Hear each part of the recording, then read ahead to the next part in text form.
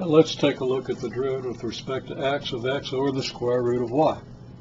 Now the derivative of x over the square root of y with respect to x, and we'll write the prime indicating the derivative with respect to x, just for brevity, is going to be derivative of the numerator times the denominator minus the derivative of the denominator times the numerator divided by the square of the denominator. So derivative of the numerator is x, that's going to be x prime times the denominator square root of y minus the numerator x times the derivative of the square root of y, the derivative of the denominator.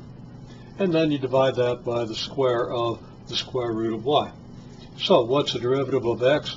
Well, derivative of x is just 1, because again, the derivative is with respect to x, times the square root of y, minus x times what?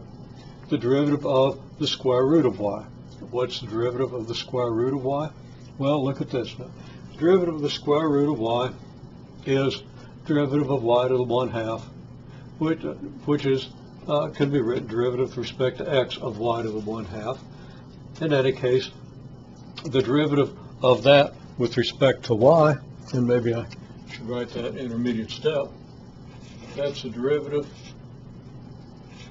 add look in D, derivative with respect to y of y to the 1/2 times the derivative of y with respect to x. And the derivative of y to the 1/2 with respect to y is 1/2 y to the negative 1/2.